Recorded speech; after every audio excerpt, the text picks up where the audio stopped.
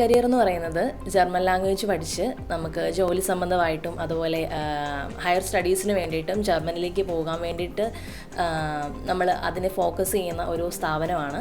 നമ്മൾ ലാംഗ്വേജ് മാത്രമല്ല പ്രൊവൈഡ് ചെയ്യുന്നത്, അത് കഴിഞ്ഞിട്ടുള്ള ആഫ്റ്റർ പ്രോസസ്സിങ്, ദെൻ അത് കഴിഞ്ഞിട്ട് അവിടെ ചെന്നിട്ടുള്ള പിക്കപ്പ് കാര്യങ്ങൾ, ഇതൊക്കെയാണ് നമ്മൾ മെയിൻലി ഫോക്കസ് ചെയ്യുന്നത്.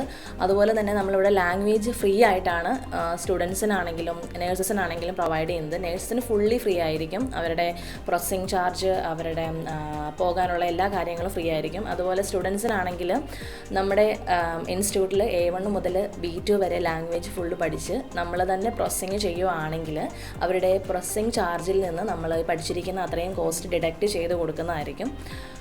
അതുപോലെ തന്നെ നമ്മൾ A1 മുതൽ B2 വരെ B2 ക്വാളിഫൈഡ് ആയിട്ടുള്ള ടീച്ചേഴ്സാണ് ഇവിടെ ലാംഗ്വേജ് പ്രൊവൈഡ് ചെയ്യുന്നത്. പിന്നെ നമ്മൾ നമ്മുടെ ഓൺ കരിക്കുലമാണ് ഫോളോ ചെയ്യുന്നത്. A1 മുതൽ B2 വരെ ഓൺ കരിക്കുലമായിരിക്കും. അതുകൊണ്ട് തന്നെ പിള്ളേർക്ക് ഈസിലി ആയിട്ട് എല്ലാ ഗ്രാമാറ്റിക് ടോപ്പിക്കും കവർ ചെയ്യാനും അവർക്ക് പെട്ടെന്ന് തന്നെ റെഫർ ചെയ്തെടുക്കാനും ഈസിലി പഠിക്കാനും ഒക്കെ ആയിട്ട് ഹെൽപ്പ് ചെയ്യുന്നതായിരിക്കും.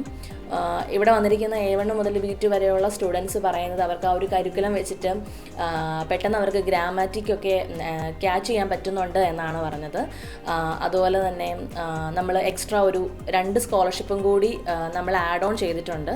ഒന്ന് ആൽഫ സ്കോളർഷിപ്പും second one is beta. Alpha scholarship എന്ന് പറഞ്ഞാൽ +2 60% മാർക്കുള്ള സ്റ്റുഡൻസിന് അവരുടെ ലാംഗ്വേജ് ഫീ ഫ്രീ ആയിരിക്കും. അതവരുടെ പ്രോസസ്സിങ് ചാർജിൽ നിന്ന് നമ്മൾ ഡിഡക്റ്റ് ചെയ്ത് കൊടുക്കുന്നതായിരിക്കും. ദെൻ സെക്കൻഡ് വൺ എന്ന് പറയുന്നതാണ് ബീറ്റ സ്കോളർഷിപ്പ്. അവിടെ സ്റ്റുഡൻസിന് +2 മാർക്ക് അവർക്ക് 80% ഉണ്ടായിരിക്കണം.